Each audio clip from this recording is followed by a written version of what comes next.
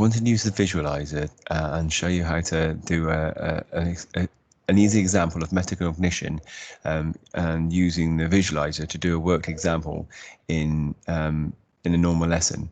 So in this case, I've used Ohm's law, V equals IR, as an example of showing how you might use a question, how you might prep the question, and then how you go about scaffolding and doing the question so the pupils can then use that in the future.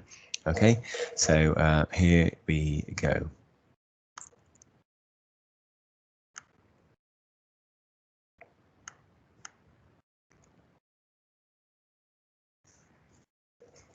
Right, so what we see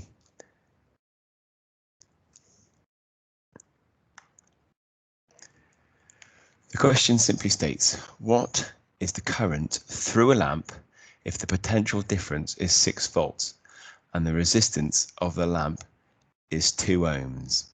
Now, when we are answering any question, that's the first thing we need to do is read through it, and then we need to decide whether or not what the question is about and what science do we know about this question.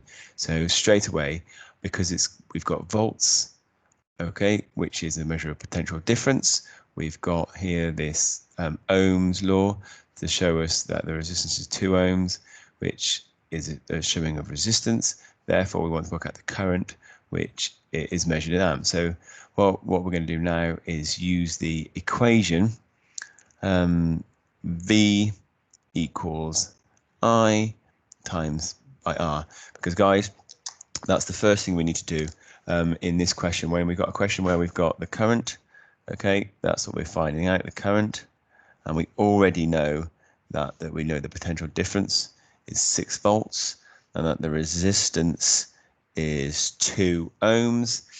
We know that V equals IR is the equation which we have learned that we need to use. That's the first step. Now, I will remind you that AQA gives points. They might actually give you V equals IR in the equation, and there'll be points might be given later on for rearranging the equation if we do indeed need to use that.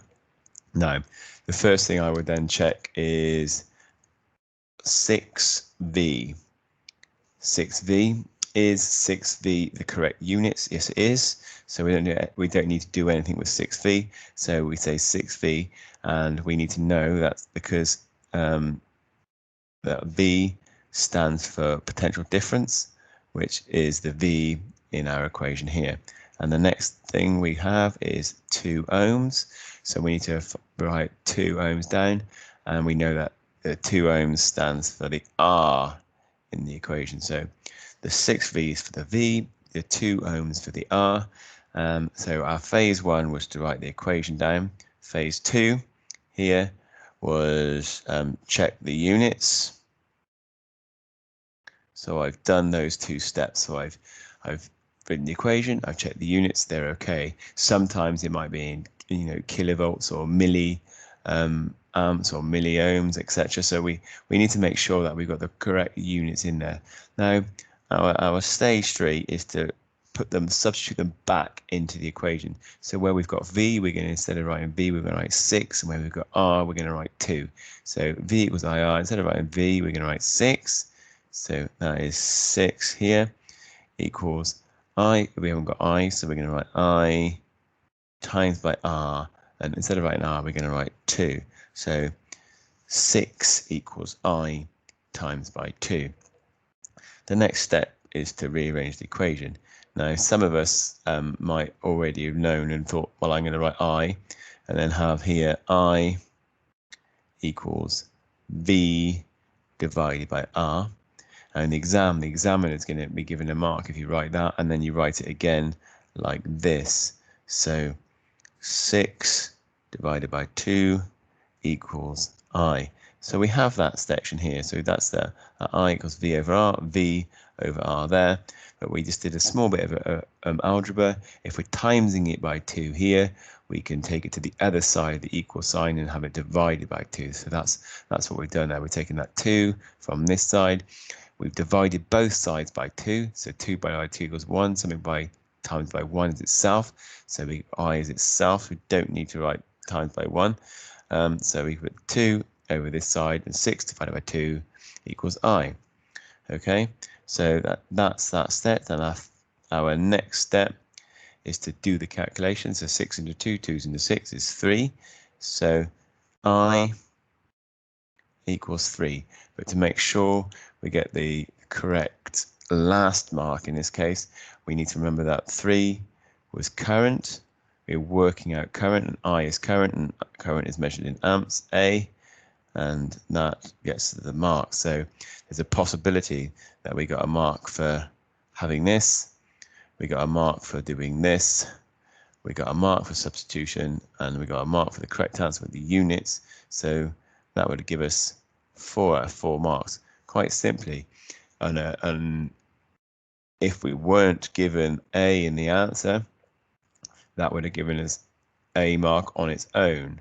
Having this written down like this would have given us a mark on its own. Having an equation written down possibly would have given us a mark on its own, depending if they've already given this in the equation, in the question, or not.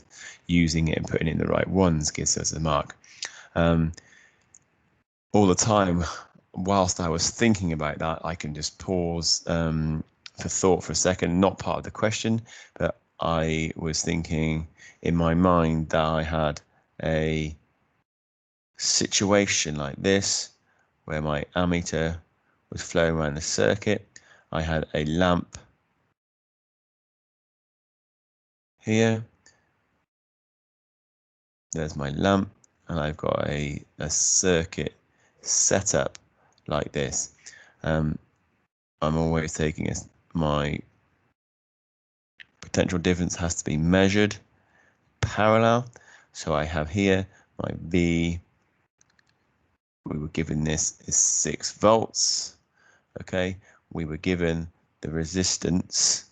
Okay, so we've got R equals 2 ohms, and we're just trying to work out what the current, and the current is the flow of charge. Remember, the charge is this group of electrons, and the current is how fast that flows around the circuit. It's going to be stopped by the resistance of 2 ohms. If we've got this 6 volts, using that Ohm's law, V equals IR, we're able to rearrange to make that I equals V divided by R. 6 over 2 is 3. So that's what I was thinking about whilst I was doing my question all the time, ensuring that I do it step by step, working out these examples as we go along.